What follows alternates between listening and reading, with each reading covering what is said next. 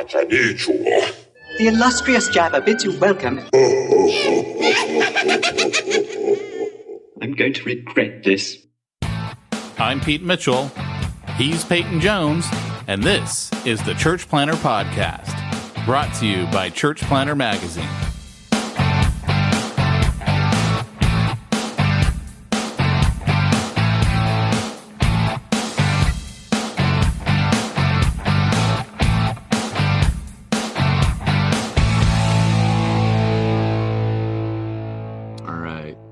Hey, Church Planter, this is Pete Mitchell. And this is Peyton Jones. And you are listening to Love Lines with Pete and Peyton. Nice. I just decided to go for it. Just go right for it. I like it. For those of you that grew up around here, man, Dr. Drew, Adam Carolla, K-Rock, K-R-O-Q. Yeah, and we had Love Lines up in San Francisco. Of course, I mean, it's San Francisco. That could mean just about anything up there. But yeah. That moving on. That show went nationwide, didn't it? That was actually didn't that become a national broadcast? I don't know. I've never really lived anywhere else. That's part of my misery in life. That's my cross to bear. Hey, we were almost broadcast in Michigan before we talked them out of it. See, there are other people that want to get big, and let's just lay this down. Pete and I have never made it our goal to make ourselves big. We're not the Tower of Babel. Doesn't apply to churches. Doesn't apply to ministries. I do. Pete and I have a good time. That's it. I would like to say that I would like to make myself big, but we're talking about the guns, baby. Hey, if you've been with this podcast for the last 7.5 years, you know we've moved through underoos in particular, Sealand, the Charger, Pete's gun habit, and now we're serious gun habit, I should say. Serious gun habit. I almost sent you a clip last. Oh no, I did send it with all the Apache helicopters blowing a mountain up. I haven't seen it yet. I saw that you sent it, but I haven't seen it yet. For you. Yeah. You were trying to cheer me up. I was. It's exactly what I was doing. I'm like, oh, this will make Pete happy. Here's that's like so 10 Apache helicopters blowing up a mountain. He'll like that. I kid you not. That's exactly what I was doing. Oh, dude, that's so funny. Tell us, man. You've had a rough night. Tell us. Dude, I know you're a karate man. You don't bruise on the outside. Yeah. So those who follow me on Facebook and Insta, by the way, all my topless photos are on Instagram for those who want those. Oh, I don't have Instagram specifically. I was just talking to the wife about this. I'm like, I don't even want to see stuff like butts and boobs hanging out everywhere. Not my thing. But if it was your butt and your boobs, I would join Instagram just for that. It's a function of who you follow, or you can follow certain hashtags. So I've had to unfollow certain workout hashtags because all it is hot chicks going, oh, and I'm like, no, I don't need that in my life, man. So that's out. Nope. But so those who follow me on Facebook and Instagram, I've received just tons of condolences because we had to put our dog down yesterday.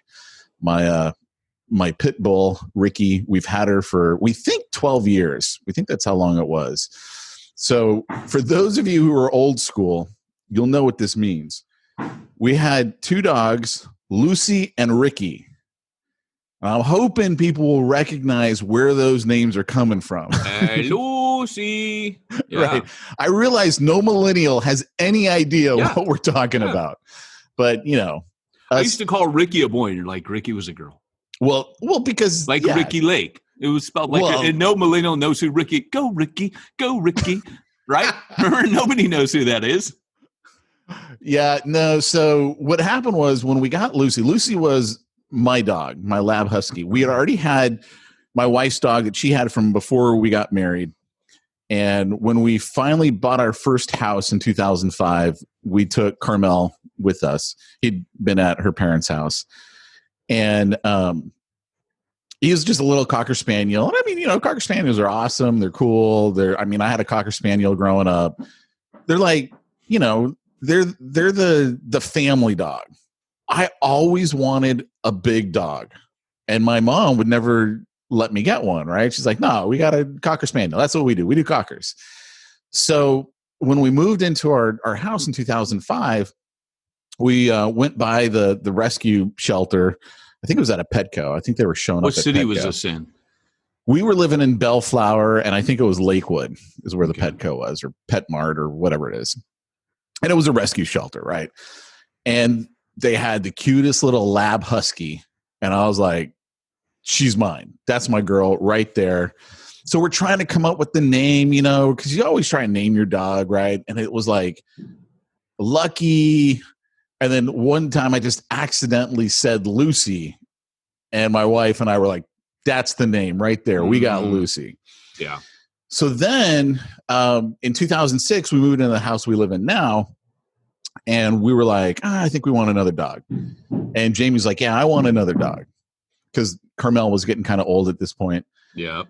So again, we saw another rescue shelter was at one of the PetSmart, Petco things. Yeah. And they were going to be out there 2 days in a row. And we saw this cutest little pit bull, puppy little pit bull. They are And adorable, man. oh, dude, just hands down, my pit bull, Riki, was the best dog I've ever had. Like, Lucy was my girl, but Riki was the best dog because the way she looked, the way she barked, she scared everybody who wasn't a part of the house. Yeah. And I was cool with that, right? I mean, you want your Riki dog was a to working be, dog. Yeah. And but yet totally loyal. She never bit anyone. Though if you were riding a bike, man, it was on. She just something about the bike. And if you were a toy, no Star Wars figure ever made it past your dogs, right? Was that just one of them or both? She's got 2 holes in the backyard that are filled with toys, and I'm finding like the Alexa plugs that you use. Are you serious, dude? If it's on the ground, she thought it was hers, and she just go take it. Yeah, she bury it. Because I remember you'd be like, I'd be like, hey, when Luke gets rid of his toys, throw them over to me, right? Because I don't have boys, and those are cool. And you're like, dude, you don't want them because they're usually in pieces and big dog logs, man. Like they're in poop. My dog chews them up, eats them, and poops them out. Right. I don't think you want them. What was funny is Lucy, for some reason, she started eating a blanket. And so when she pooped nunchucks, man. I'm kidding you not. It was like poop on one end, poop on the other, and the little blanket in between. I'm like, it's nunchucks. So welcome to the Church Planner Podcast. There are people listening right now. They're like, oh, ooh, dookie, ooh. And they're totally grossed out. Now you got to understand I don't understand you people. Number one, right? You do it every day. It's not like, it doesn't come out of your body. But number two, I'm a nurse, so I have a very high tolerance for what I can handle. I've seen way too much, and as a firefighter, which was even grosser. So I've grosser than gross. I'm sorry. There's no longer any barometer for me. So anyway, a couple of years ago, Wayne, who was working in my office, he was my assistant. He was like, "Look, man, Lucy's really not doing that well. Like, I think you might need to take her to the vet." And I think what he was really saying is, I think it's time to put her down. And like, I couldn't see it because that was my girl, right? So I take her to the vet and they like do an ultrasound, or I don't know what they did, right? And they're like, look, if we do this surgery and she lives through it, she probably has 6 more months. If we don't do the surgery, then she's got probably 3 months. And I'm like, that's not fair to the dog. And first of all, I'm not going to do this crazy surgery that she could die in anyway.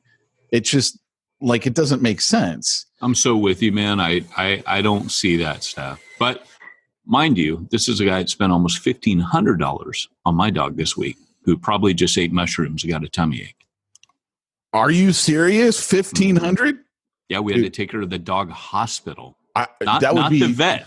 That would be put her downtime. No, I'm just kidding. Yeah. No, dude, but that's the thing is I got this puppy and all of a sudden she was not okay. She was barfing. There's blood and everything. I'm like, oh, she's girl. Not. She was suffering, dude. So we took her in and We think she got poisoned by a mushroom, but they couldn't tell us. $1,500 later, run all these tests trying to figure out. They hooked her up. They probably saved her by hooking her up on an IV. I mean, realistically, she needed an IV. She was that bad. But $1,500, I'm in the wrong business, Pete. I know, right? Yeah, I can give fluid saline solution to a dog. I can even do IVs. I can insert those. Yeah, I was trained to do all that. Come on, wrong business.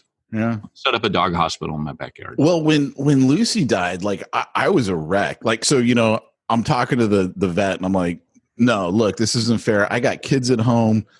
Like, I can't let them watch the dog suffer for 3 months. I'm like, you got to put her down. You got to take care of it. And I could not be in the room for it. Right. I was like, I can't handle this. I remember I probably called you, right? And you were trying to console me. You remember this? No. I totally remember this. Was I telling you you'll see your dog in heaven? No, you were trying to console me, and you're like, yeah, I remember when I lost my cat, and I was like, I can't even be in this apartment anymore. And I'm literally just been bawling on the whole phone call. And I go, it's a cat. like, what are you talking about? That ain't even in the same ballpark as a dog. It was great, but then we started laughing. Okay, mission accomplished. Mission accomplished right there. Oh, that was funny. Yeah, you go, no, but you go like this. Yeah, but it was a cat. But it was a cat. Oh my gosh, this is friendship, man. Oh, this is how you get through the pain in life. Was that the time where we started sending the hang in there pictures to everyone? I don't remember when we started sending this. So you guys, hang in there, kitty.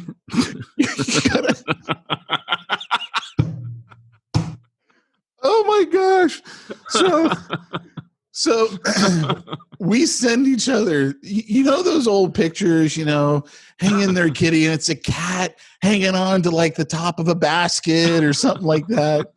Only we send them to each other, and it's like the best one was a cat whose head and shoulders were stuck in the top of a garage door and the body's just hanging out.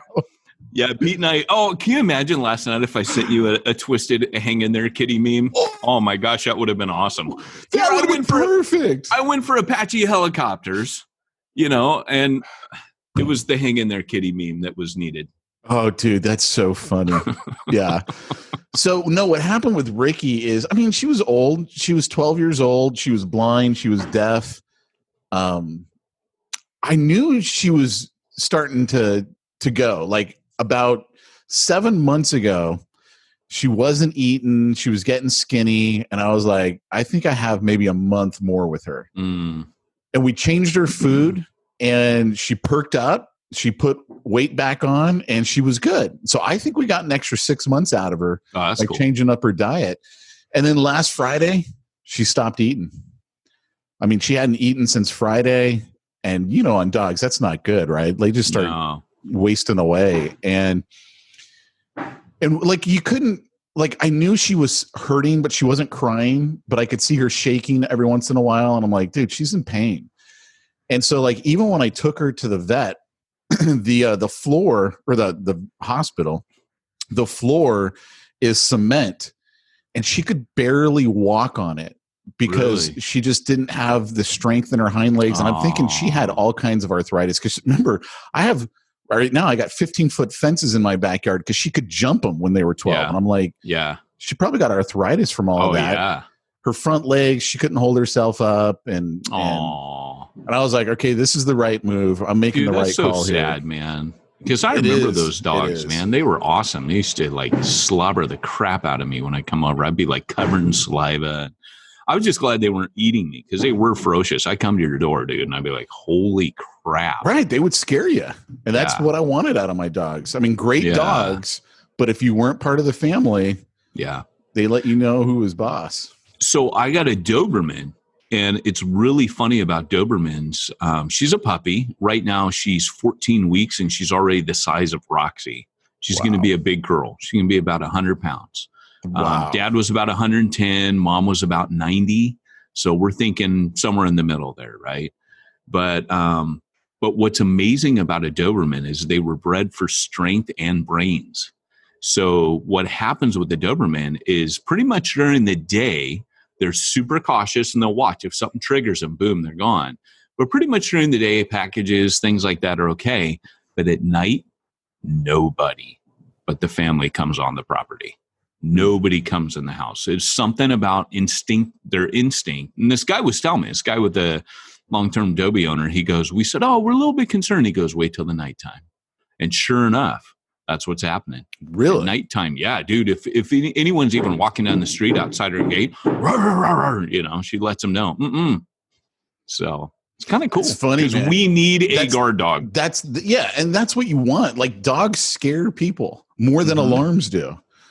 And I mean, that's a good thing. Dobermans, do you know Dobermans were started by a tax collector?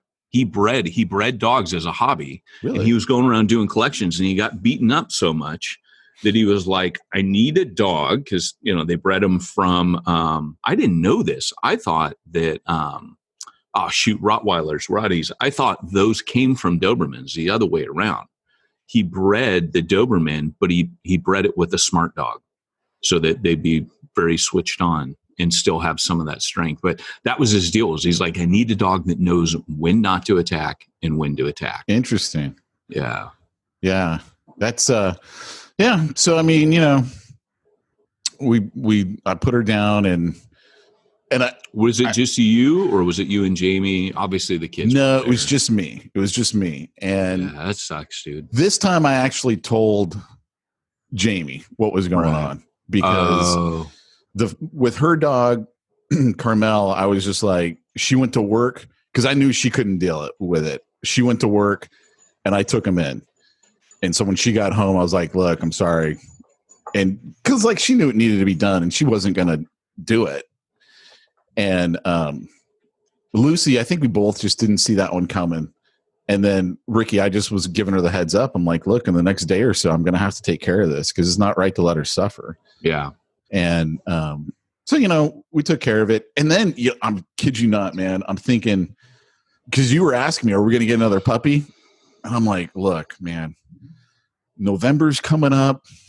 I don't know what's going to happen in the world in November. I might have to get the heck out of Orange County, shoot my way out of California, because the riots could be out of control. I'm like, you want a Dobie? I don't want a dog. I don't want another animal to be responsible for it if I got to get the heck out of Dodge, man. They SWAT teams use Dobermans, and the Germans used them in World War II. So, and the Allies use them, but they didn't use them in a good way.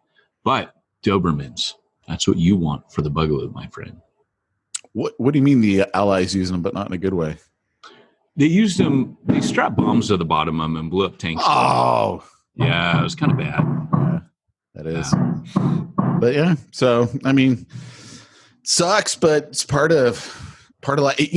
So I come back from the hospital, and so I'm like, "Did you tell the kids what's going on?" And James like, "No." I'm like, "Okay." So I go in the room where they're both at, and I'm like, "Guys, I took Riki to the vet. The vet looked at Riki, and then the vet, said, 'Hey, I think we need to put the dog to sleep.'" And they're like, "What does that mean?" I go, "Well, that means they put the dog to sleep, and then they put something in the dog to make the dog's heart stop, so that way it can die peacefully and not suffer anymore." And I swear to you, Luke kind of gets a grin and starts to smile because he's thinking, "Oh, good, I don't have to clean up dog poop anymore."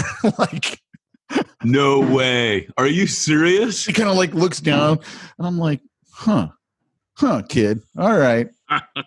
All right. I see what's going on here. That's rad. But my kids never really liked the dogs. Okay. So, I mean, I didn't think they were going to have a hard time with it. Now, sure. Luke last night, I don't know, he was crying. "Oh, I miss Riki, blah, blah, blah." But you never even petted Riki. So I don't know if you really did miss It's still a companion, though, and a peaceful presence. Maybe. I mean, dogs have that. And for a kid, that's part of her environment. Yeah. His and her, I don't know why I said her. But, a dog is a part of a kid's environment. It's right. Stability to them. So when that's gone, it's a little shocking. Yeah. Like Gigi. Yeah. Oh, dude. I'm sorry, I didn't mean to go there. I was just going to say that's going to be a rough one in the house. Yeah. We'll do a podcast about Gigi too when that time comes. That'll be a rough one. But yeah, so sorry guys, Gigi's it's not rad. Something fun to talk about in Smack Talk. It's just dude, your kids have the best grandparents. I mean, you know, they really do. They got a good thing going. Dude, I got into their trouble. Dad, not so much, but you know, I got into trouble with Gigi last week. What'd you do? Gigi's cool. Like Gigi never gets mad. What'd you do? First time I've ever raised my voice to her. I mean, I've been married near 21 years. Politics? No. Okay. Though we do disagree on politics because I am a massive conservative. She muzzle flash you? Yeah, that's it. Anyway, so no, what happened was she has the spiritual gift of giving. Like she is a giver. Unfortunately, NewBreedNetwork.org/give. Are you listening, Gigi? Sorry. She is at this point way overdoing it. And my kids are so spoiled, they literally won't lift a finger around the house. They won't do a thing. They won't do any chores. There's no reason for them to do chores. They don't care about not getting an allowance. My son has gotten an allowance like once in the last 3 months. He's like, what do I care? Gigi buys me $20, $50 worth of gift certificates every week. And so last week they come into my office. They're like, oh, we're going to the store. We're going to go buy something. I'm like, no, that's it. Because I've been telling Jamie, hey, we got to tell her to stop buying them stuff. And so I'm like just livid at this point because it's still going on. So I go outside to where she is. I go, look, I know your heart's in the right spot, but you have got to stop buying them stuff. We can't get them to lift a finger around the house. And then she goes, well, I'm not buying them anything. This is money that Nancy gave them. I'm like, no, it's the same thing. Like, no, we can't do this anymore. So yeah, she got really upset. She didn't stick around for dinner. She, because it just, yeah. Did you make it right? No, we did the American thing. We just didn't talk about it, and now it's done.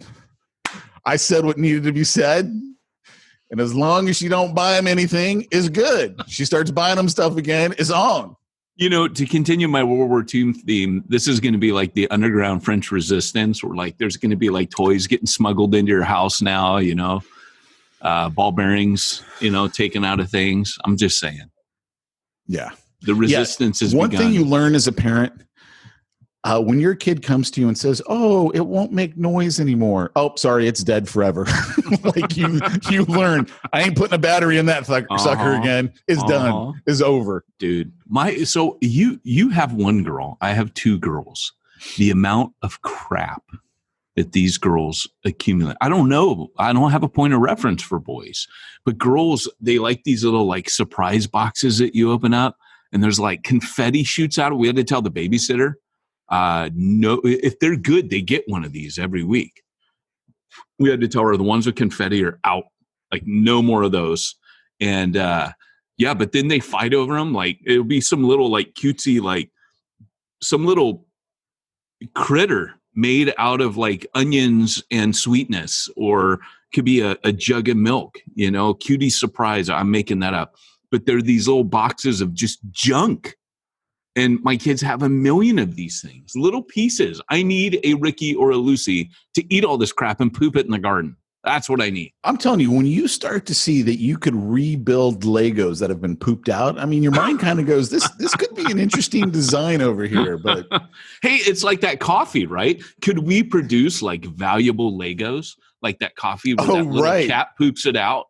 Right. What could we make, Pete? So maybe we could make like protein powders, like, because you're into fitness. We could do something. We could like, I don't know, man. Like we need to buy one of those cats and make stuff out of it.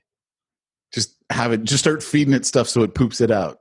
Oh, hey, church planners, this is what you need to do for your This is bivocational.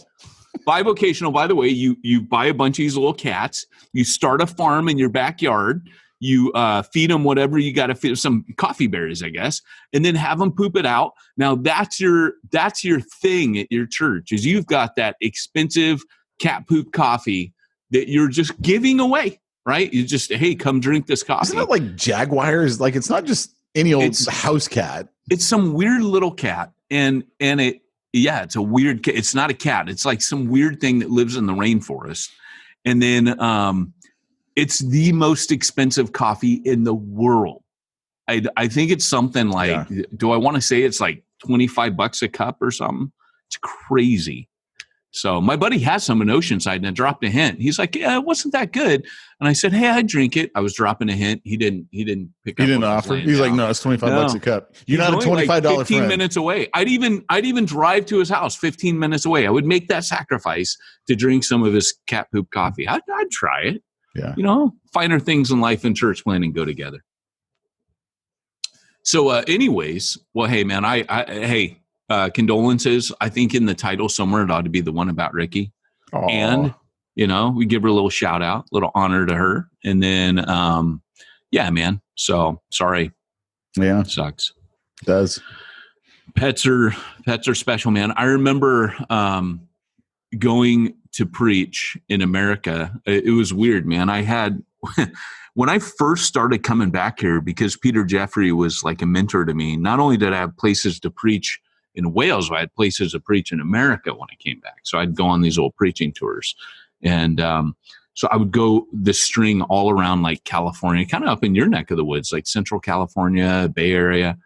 Some of these guys you'd probably know of, but I ended up going to this one church where I was sitting at the dinner table.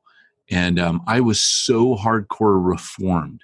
Like, you got to understand, when you're hardcore reformed, you're not going to say anything that may not be in the scripture, even to the point of like, if someone goes, if my baby dies, will I see it in heaven? Well, the scripture isn't really clear on that one, you know, like, and I'm not making that up. Like, that's Wayne Grudem. I sat for a week in Wayne Grudem's systematic, you're not going to believe me on this, systematic theology retreat. Yeah, he had one. It lasted a week. And every day you listen to him lecture on a systematic theology. That's how hardcore reform, like only Dan Sams would know what I'm talking about, right? But they asked that question and he went, well, you know, theologically speaking, we can't say that the baby of a believer, you know, most people are like, hey, dude, you know, we got that scripture with David where he goes, you know, I'm going to see him. He can't come to me, but I can go to him. Well, that was unique to David's. It's like, dude, stop being stingy with babies of believers that die that go to, like, I think the one time where that's mentioned in the afterlife, I think God gave us a little bit of hope. Like, don't be stingy, right? Theologically, if you're going to err on the side of generosity. Err on the side of grace. Anyways, back then I didn't know that. So I'm sitting at this table, totally walk into this guy, he says, Peyton, whole family's there. What do you think? When our pets die, is there good hope in the scripture that we see them in heaven again? And I said, well, you know, the Bible's silent on this. And I really think that we have to be careful. There's no guarantee. The kids start crying. Because their dog had just died? Yep. Oh.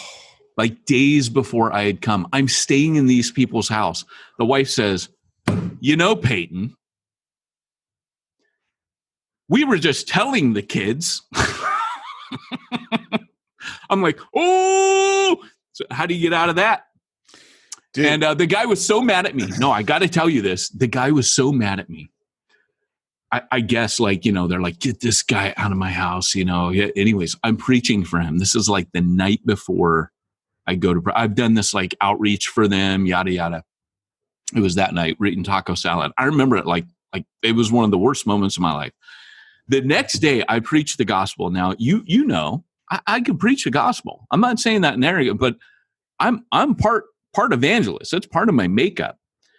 I'm preaching the gospel. This guy gets up. He's obviously still really bitter. Only time I've ever heard somebody say, he goes, you know, Peyton spent all that time telling you what salvation was, and he didn't even tell you how to get it. Wow. I'm not making that up. And I was like, oh, oh, you little bit salty over last night still. I let it slide, but yeah, that was a very uncomfortable situation I was in. Well, interestingly enough, man, when I read the book Imagine Heaven by the pastor who interviewed like over 1,000 people who've had near-death experiences, both people who've had experiences basically where they went to hell. I mean, Yeah. Which is really, I mean, it's a fascinating book because, Yeah. you know, who knows? That's by John. Did we have him on the podcast? I know I've interviewed him. He's interviewed me because of my near-death experience. Oh, yeah. Yeah. We had him on the podcast. Yeah, he was great. He's famous. I don't remember his name, but that guy's rad. So there's a story in there where this kid died and had a near-death experience, and she didn't. I can't remember it exactly, but what I remember of it, and I could be totally wrong, I'd have to go back and reread the book, is she didn't really have any friends or family who had died before her. And I felt like she kind of lived in a loveless home environment. And she dies, but so when she went to this place, and I don't want to say it was heaven because I don't know that it was heaven, but her dog was there. And like the Jesus figure who was there was like, well, this is how you knew love on earth. You knew love from your dog. So I want you to experience that. Because there was like no one else to greet her there or something like that. I can't remember exactly. But I remember after reading that, I was like, wow, that's really interesting. Like, I wonder what God's plan is when it comes to all of that, you know? So it's funny because my view now is,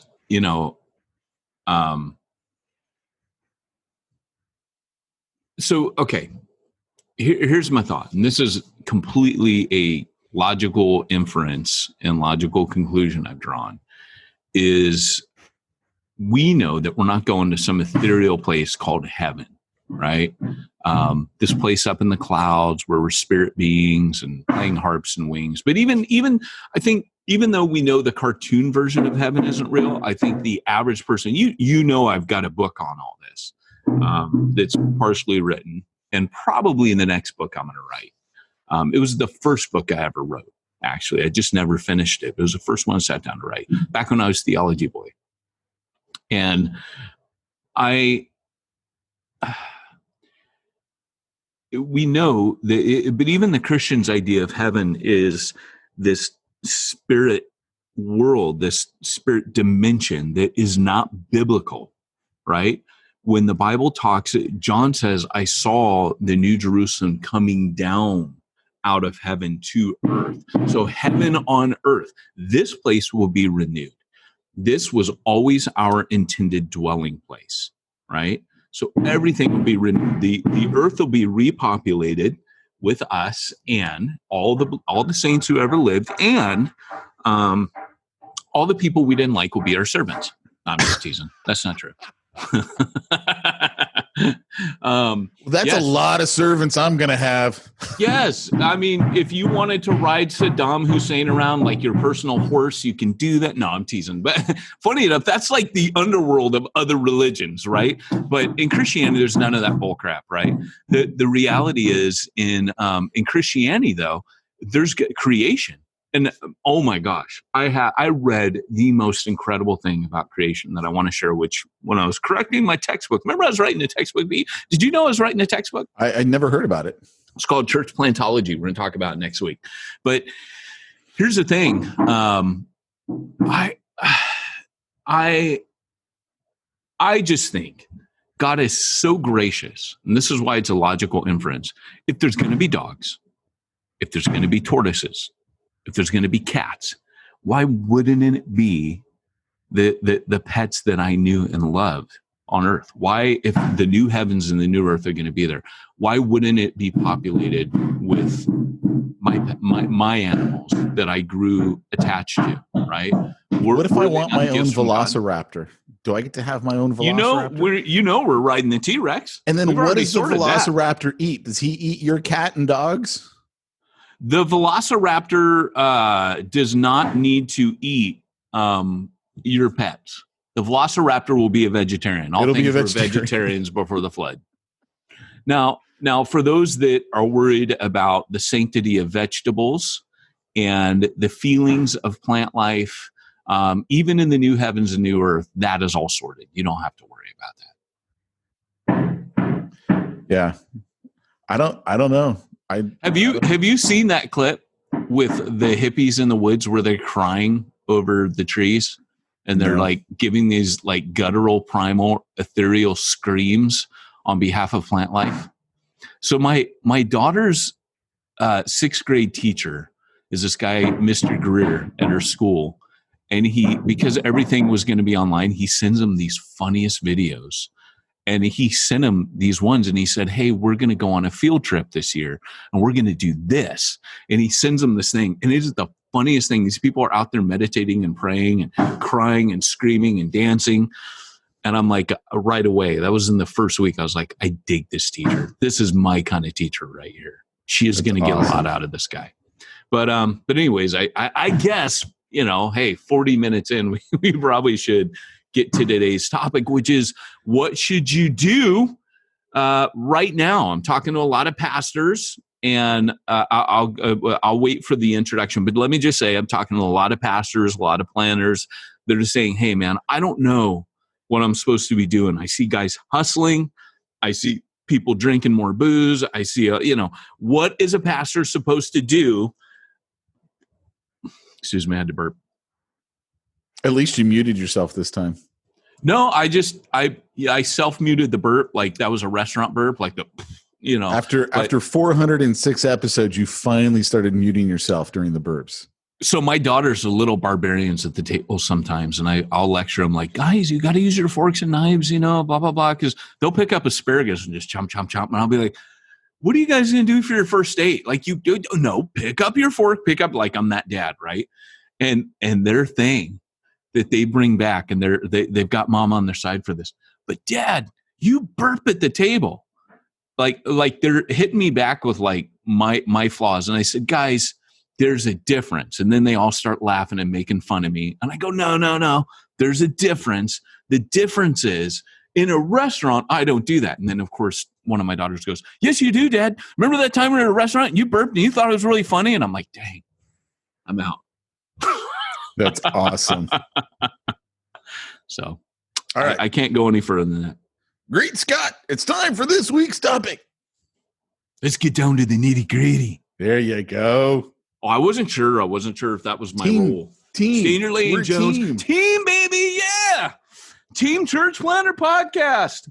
So anyways, hey, for those of you that are new, we want to give you a shout out. We've noticed that our listens have gone up considerably. And we just, other podcasts, they'll say you by name. We're just going to hit you out once. Thanks for coming, everybody. Thanks for being here. That's how we roll. There you go. So what should they be doing during COVID? Well, guys, here's the thing. It's really interesting because, some guys are hustling. I was talking with a guy named Russ Cantu. If you're in New Breed, which is a network that I run, you know Russ, A, because he built our website, B, because he puts you in all the training if you need to join it, and C, because he's been giving you free training from his own as a perk to being a part of New Breed. But here's the thing. Russ and I were talking yesterday, and he was saying, man, now is not the time for guys to be starting new ventures with their church. In fact, I think if you're looking at people hustling around you, starting all kinds of new things, it's because they're desperate.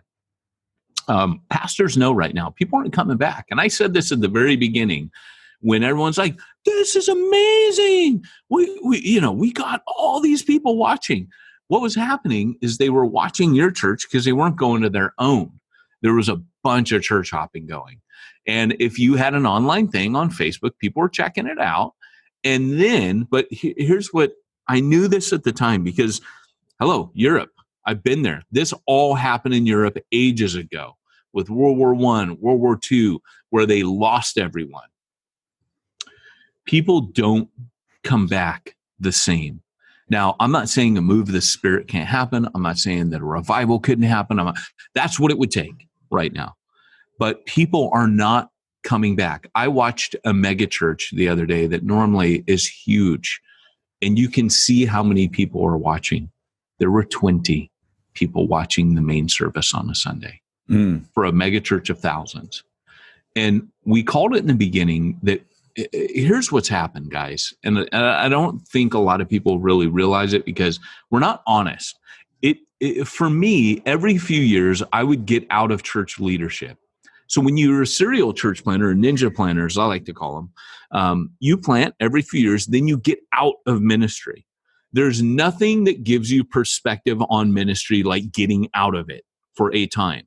So being a serial planner, you come out of the bubble, right? You're like a fish out of water. You get out and you look back and you go, oh, that was water. Water's wet. And you see the environment outside from an outside perspective. Well, here's the thing. Stepping out of the church, I get to analyze it, right? If I'm not running one, I get to analyze it as a customer, so to speak, a consumer. I know we hate that word, but I just am a guy who goes. And then I get to experience it. Now, here's the weird thing. What I think has happened is that people started going to the online service and it dawned on them what I've been saying for years. And that is, this isn't really doing a lot for me. I'm literally just an eyeball.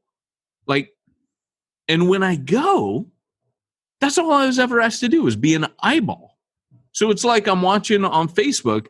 There's no fellowship. There's no spiritual interaction. There's no social. I mean, other than the small talk and donuts, right? And now understand, that's not church as I think it should be, right? If you've ever read Church Zero, you know I'm a big proponent of interactive church. That was the thing that we noticed often was people would come to church and be like, I've never been to church like this. And you've wrecked me. You've ruined me for normal church, right? Unless you're Pete, because you're like, man, pressure's off, right? I go back and just sit and watch, right? But in a sense, it did wreck you because it made you super active in just your everyday life, right? So here's the thing, though. When you, and I'm only teasing Pete, but here's the thing. When you look at it, what people I think have realized is that, and this is a harsh truth, people don't want to think about it. People have drawn the conclusion that church didn't add to me as much as I was adding to church. In other words, the church was getting more out of me being there than I was getting out of the church. And that's because it's not interactive. So, and again, I know we don't want to hear it. That's a very inconvenient truth, right? It's a very unsettling statement. But the only way that people will come back, and they will come back in smaller numbers, the only way, and I think trying to entice them with gimmicks and, you know, the hype train, hey, everyone, I get wheat to reopen the doors again on Sunday, and you haven't addressed the problem.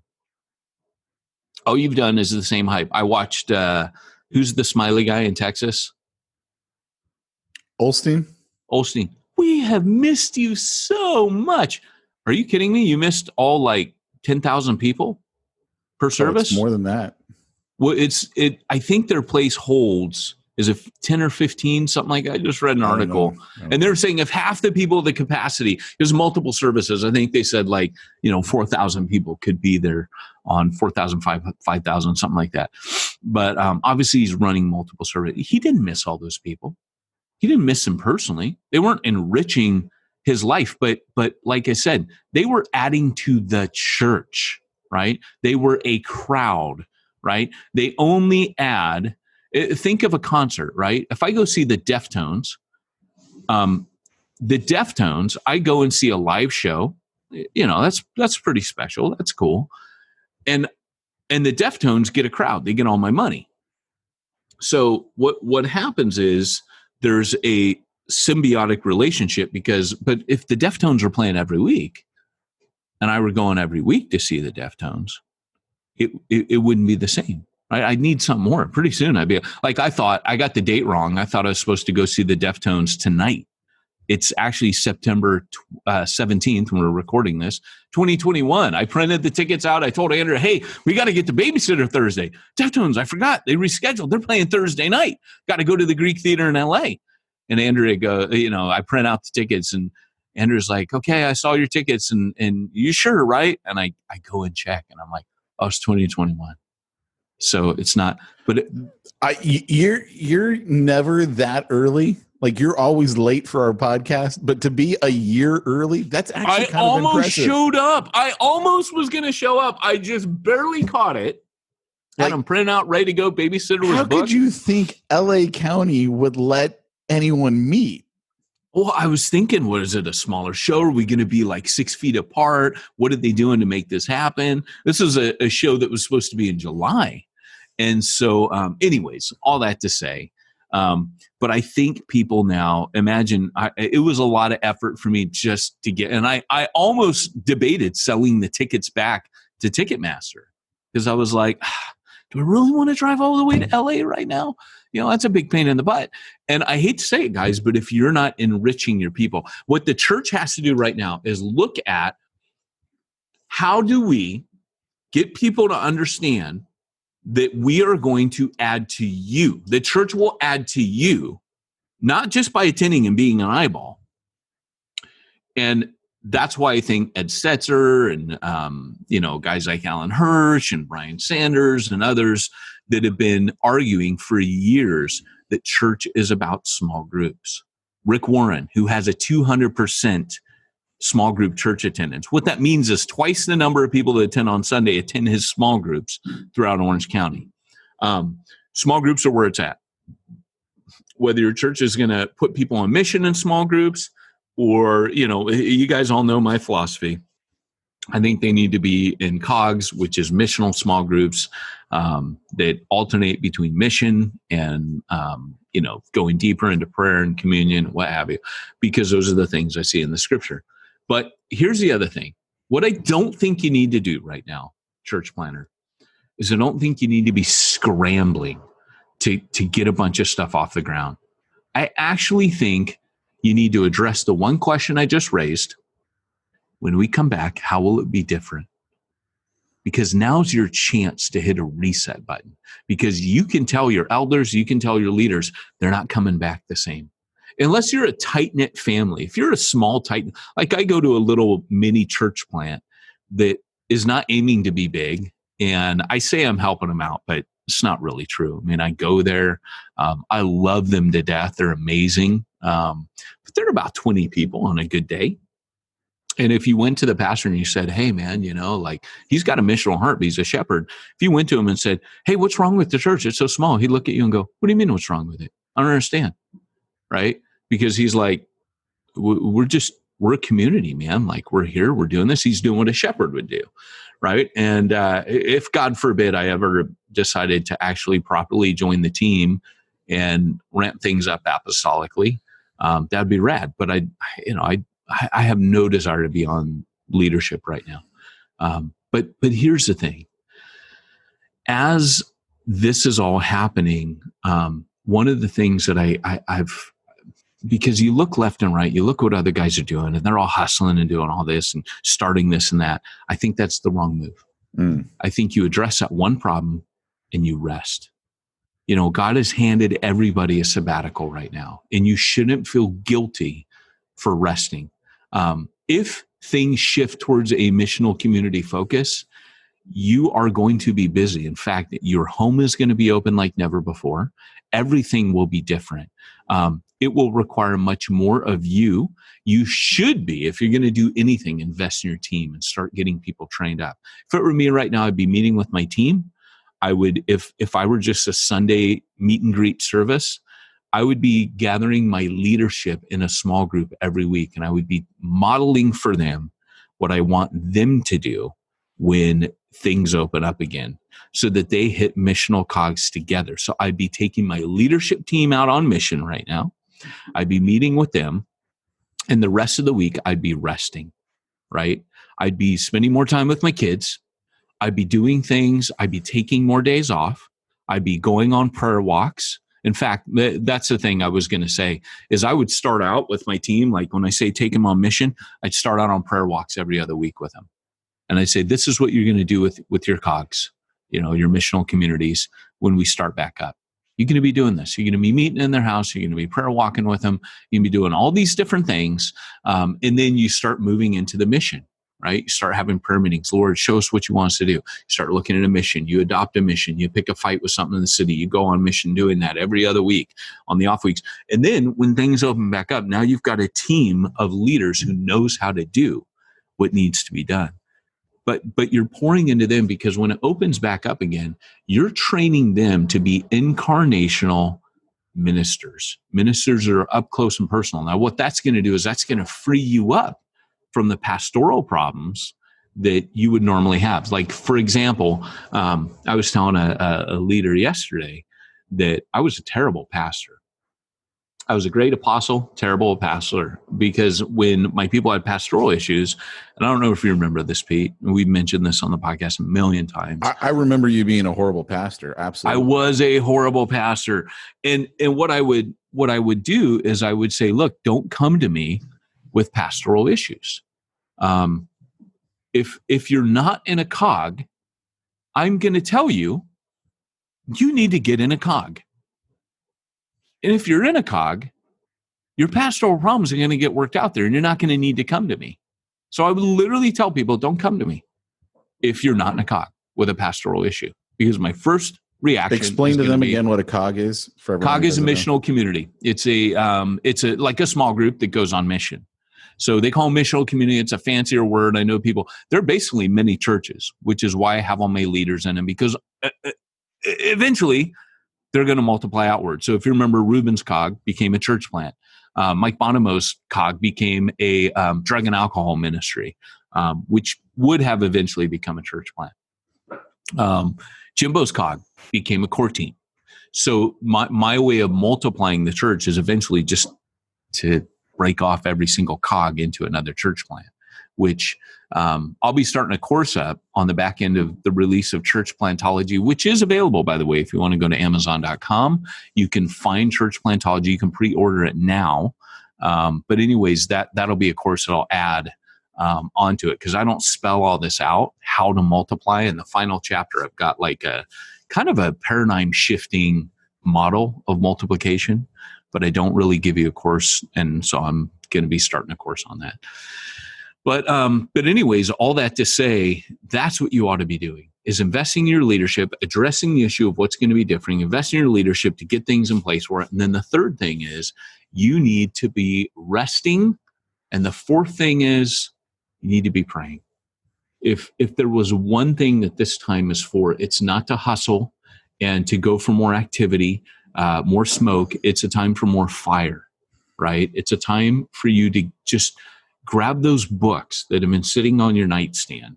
Go on an odyssey, like a pilgrimage. If that were the word that I were going to use, it would be go on a spiritual pilgrimage with God during this time. Go deeper, right? Don't try to go wider, try to go deeper with God, right?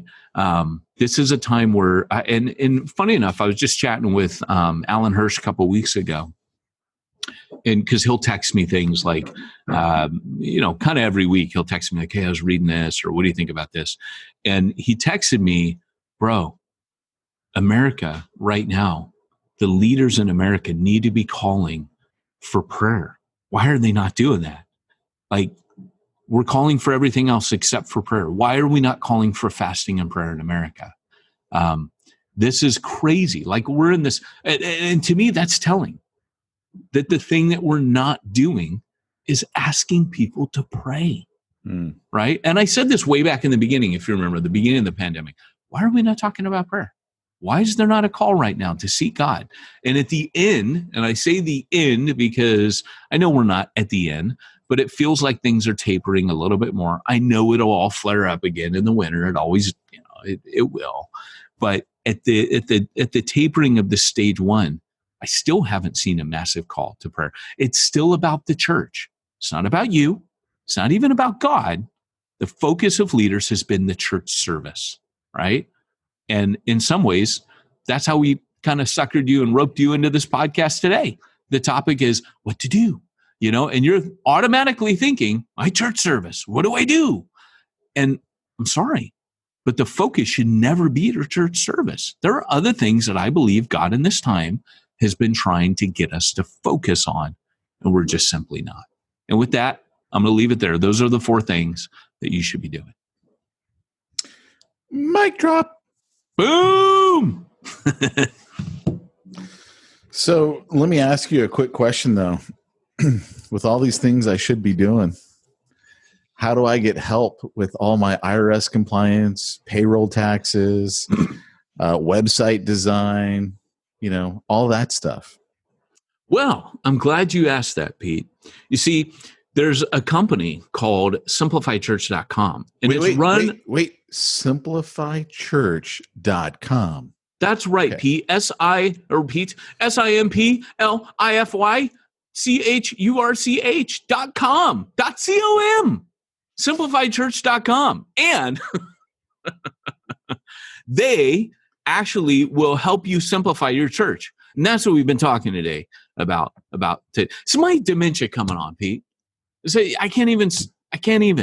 So go to SimplifyChurch.com. They'll take care of your tax compliance issues. They'll take care of your bookkeeping needs. They'll take care of your payroll, even your budgeting. They'll help you with that. SimplifyChurch.com.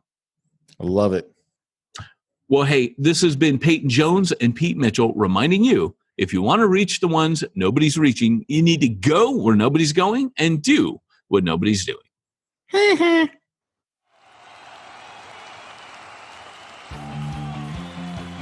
Thanks for joining us for another weekly episode of the Church Planner Podcast with Pete Mitchell and Peyton Jones.